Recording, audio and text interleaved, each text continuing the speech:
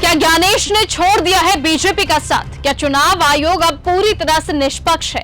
और क्या 2027 के विधानसभा चुनाव और 2029 के लोकसभा चुनावों में बीजेपी के लिए कोई बड़ी मुश्किल आने वाली है? क्या 2027 के उत्तर प्रदेश विधानसभा चुनाव और 2029 के लोकसभा चुनाव अब बीजेपी के लिए आसान नहीं होंगे? बताएंगे आपको आज की इस पूरी खबर में। नमस्कार, आप देख रहे हैं न्यूज गंगा और मैं हूं आपके साथ निशा भारद्वाज। क्या उपचुनावों के बीच नेताओं ने देश की राजनीति में एक नया सवाल खड़ा कर दिया है?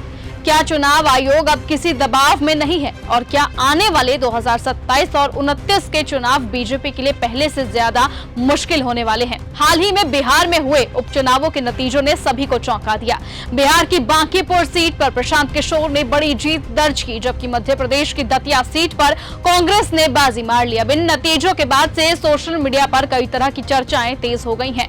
कुछ लोग ये कह रहे हैं कि जब चुनाव निष्पक्ष तरीके से होते हैं तो नतीजे अलग दिखाई देते हैं। वहीं दूसरी तरफ बीजेपी समर्थकों का यह कहना है कि हार और जीत लोकतंत्र का एक बहुत बड़ा हिस्सा है और किसी एक चुनाव से बड़े निष्कर्ष निकालना सही नहीं होगा। जनसुराज पर और मुझ पर ये भरोसा व्यक्त किया है, उनको ये विश्वास दिलाना चाहते हैं कि अपनी ओर से हर वो संभव कोशिश करेंगे कि उनके जीवन में जो कुछ भी बेहतरी लाई जा सके वो किया जाएगा। जो लोग चुनाव हार गए हैं उनको भी अपनी ओर से बधाई दे रहे हैं। लोकतंत्र है, चुनाव में हार जीत लगा रहता है, लेकिन बांकीपुर का जो चुनाव था ये चुनाव विधायक बनाने के लिए नहीं बना हुआ था। ये पहले दिन से हम लोग कह रहे थे कि बांकीपुर का चुनाव विधायक चुनने के लिए नहीं है। ये बिहार में भाजपा एनडीए की जो सरकार है उसका जो नेतृत्व है उस पर निर्णय लेने के लिए ये चुनाव हो रहा है। अब सबसे ज्यादा चर्चा चुनाव आयोग और ईवीएम को लेकर हो रही है। विपक्ष लंबे समय से ईवीएम पर सवाल उठाता रहा है, लेकिन जब विपक्षी उम्मीदवार जीतते हैं तो वही सवाल कम सुनाई देते हैं। ऐसे में जनता के बीच ये बहस एक बार फिर से तेज हो गई है कि चुनाव प्रक्रिया पर भरोसा कैसे और ज्यादा मजबूत बनाया जाए। ऐसे में प्रशांत किशोर ने अपनी जीत के बाद कहा कि ये सिर्फ एक सीट की जीत नहीं बल्कि बिहार के लोगों का संदेश है। उन्होंने रोजगार, शिक्षा और पलायन जैसे मुद्दों को सबसे बड़ा सवाल बताया और कहा कि जनता विकास चाहती है। 30 बरस का जो गढ़ है वो सिर्फ 30 दिनों में ढह गया। आंख बंद करके मोदी जी को वोट दिया है, तो जितनी चिंता उनको गुजरात की है उतनी थोड़ी चिंता उनको बिहार की भी करनी चाहिए। मोदी जी को, भाजपा को, अमित शाह जी को ये देखना चाहिए कि बिहार में कैसे बेहतरी हो, बिहार में बच्चों को रोजगार कैसे हो, पलायन कैसे बंद हो।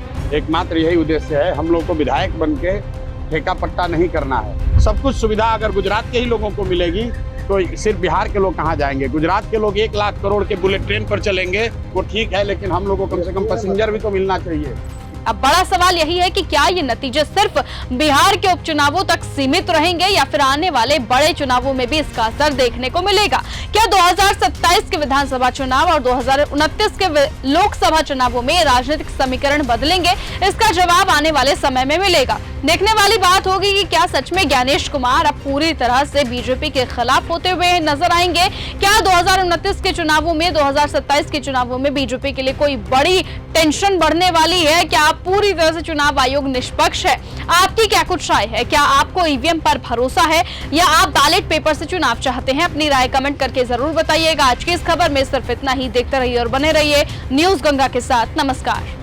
अगर आपको यह हमारा वीडियो पसंद आया हो तो इसे लाइक और शेयर करना बिल्कुल ना भूलें। साथ ही हमारे चैनल न्यूज गंगा को सब्सक्राइब और फॉलो जरूर करें ताकि देश और दुनिया की हर बड़ी खबर आप तक सबसे पहले पहुंचे।